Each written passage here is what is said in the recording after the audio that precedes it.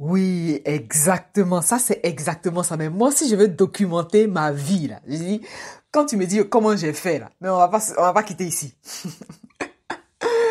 Ça me fait rire. On va pas quitter ici. Mais bon, l'une des choses, bon, moi, toujours quand je parle, je dis l'une des choses, finalement, même tout, hein, c'est tout, hein. Mais l'une des choses qui m'a véritablement aidé, quand tu me demandes comment j'ai fait, là, c'est-à-dire, j'ai déposé mes émotions à côté. Tu vois ce que je veux te dire? Parce que quand tu veux réaliser ton projet, là, parfois, tes émotions peuvent te piéger, tes émotions peuvent être tes ennemis, en fait. Moi, au moment où j'étais dans une phase de construction, bon, on est toujours en phase de construction, mais tu me comprends quand je te dis, au moins j'étais dans une phase de construction, c'est-à-dire quand tu es dans une période où tu es challengé, parfois il faut déposer ses émotions, c'est-à-dire moi j'ai déposé mes émotions à côté. Je t'ai expliqué, moi, la fille que j'étais, bon, la fille que je suis toujours, hein, voilà. Moi, je suis une personne très émotive, un peu seulement je pleure, tu vois, je suis sensible. Et puis, comme je ressens tout, une vraie éponge, en fait, hein. Bon, là, maintenant, ça va mieux parce que j'ai appris, voilà, j'ai travaillé, j'ai beaucoup travaillé, donc, je sais mettre les murs maintenant. Sinon, avant, mais j'étais une véritable éponge. Je rencontre une personne, la personne n'a même pas encore parlé, pouh, je ressens tout. Je peux rentrer dans une pièce, je ressens tout. C'était vraiment terrible. C'était terrible. Et quand on ne sait pas gérer ce côté-là, ça fait mal, hein, ça fait vraiment mal. Bref. Voilà, donc, moi, quand il fallait gérer les situations concrètes, je te parle de ça, voilà, il y a plus de 15 ans, hein, je parle il y a plus de 15 ans. Voilà, si je dois documenter, entre guillemets, revenir en arrière pour t'expliquer concrètement comment j'ai fait, j'ai déposé mes émotions à côté. C'est-à-dire, j'étais sans cœur. C'est-à-dire, j'ai déposé mon cœur à côté et j'ai fonctionné avec ma tête.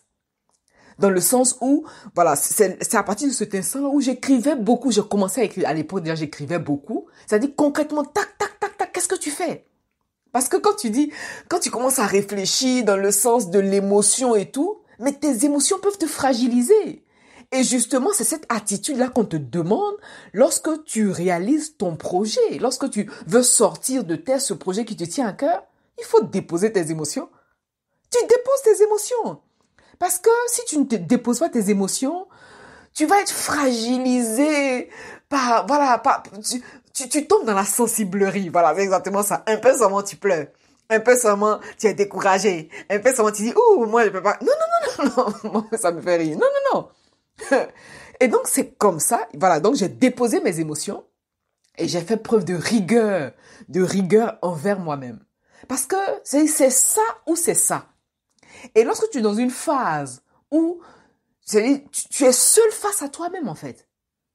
Tu fais un choix. C'est pour ça qu'on a travaillé la décision.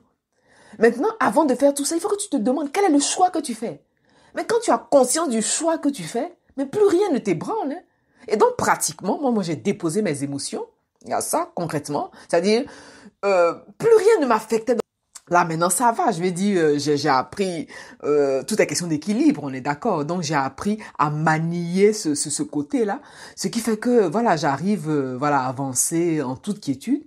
Mais au moment où ça chauffait, non, non, non. Moi, j'ai déposé mes émotions. J'avais plus de cœur, en fait. Si, j'avais un cœur, voilà, pour le basique. Mais après, plus rien ne m'affectait. Dans le sens où je me suis endurcie. Voilà, c'est exactement ça. Et d'ailleurs, tu sais comment on appelle ça? Ça, c'est l'effet cuirasse. Il faut faire attention à ça, parce que quand tu t'endurcis, c'est pas bon. C'est-à-dire, quand tu as atteint l'effet cuirasse, plus rien ne t'affecte, plus rien ne te touche. À la limite, tu es froid, tu es glacé. C'est-à-dire, tu n'as plus cette sensibilité. Et je me suis rendu compte qu'à cette époque-là, je m'en foutais un peu. Bon, quand je m'en foutais un peu de l'histoire des autres, je m'en foutais, ça me faisait ni chaud ni froid. Parce que je me dis, au point où j'en suis, c'est-à-dire, c'est une vraie jungle. Oui, c'est exactement ça, c'est ça, c'est ça. Disons-le sans état d'âme. C'est une jungle. Une jungle où tu dois faire face à la réalité. Tu fais face à la réalité, mais il faut que tu aies un mental d'acier. C'est-à-dire, tu vois, il faut que tu sois dur, un mental d'acier. Et donc, moi, j'ai déposé mes émotions et naturellement, la discipline. C'est-à-dire, tu te construis une routine. Tu te construis une routine, c'est-à-dire chaque jour, tu fais les mêmes choses. Bon, vraiment dans une amélioration. Mais prends l'exemple sur les sportifs de haut niveau. Prends l'exemple sur les sportifs. Nous sommes des sportifs de haut niveau, normalement. tu réalises ton projet, le projet que tu réalises, tu es un sportif de haut niveau. Et donc, tu as une routine, mais une routine rigoureuse. Et moi, c'est comme ça que j'ai fait. C'est-à-dire, et d'ailleurs, je continue, hein, c'est comme ça. J'ai modifié certaines. Et après, voilà, tu modifies en fonction du résultat. Tu te donnes, voilà, moi, je pars toujours sur la base du 3 mois. Maintenant, après, ça dépend de ton cycle de récolte. On a parlé de la loi de latence. Voilà. Donc, ça dépend de chaque délai. Je te rappelle qu'on fonctionne toujours par la conscience et la connaissance de soi. Toi, quel est ton cycle? Voilà, quels sont tes cycles de résultats? Sont tes cycles de réussite? D'accord?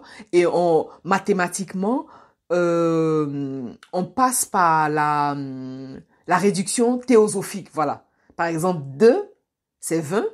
D'accord? T'as tout compris. Voilà. 2, c'est 200 aussi. 1, c'est 10. 1, c'est 100. 55, c'est 55, c'est 5 plus 5, c'est 10. Donc, on revient à 1. Voilà. Donc, on fonctionne mathématiquement, on fonctionne comme ça. Tu vois ce que je te dis? Et donc, tu te construis une routine. Quelle est cette routine qui doit te guider de la semence à la récolte? Moi, je pars toujours sur la base de 100 jours, 100 jours, 100 jours. Parce que ça fonctionne bien dans mon cas. D'autres, ça peut être peut-être moins ou plus. Mais en tout cas, moi, pour moi, 100 jours, là, vraiment, c'est très, très efficace. Donc, tu essaies. Mais tu fournis c'est-à-dire, tu es violent, quoi, dans ta routine. Violent dans le sens où tu lâches rien. Tu as les crocs. Voilà, c'est exactement ça. Il faut avoir la hargne d'y arriver.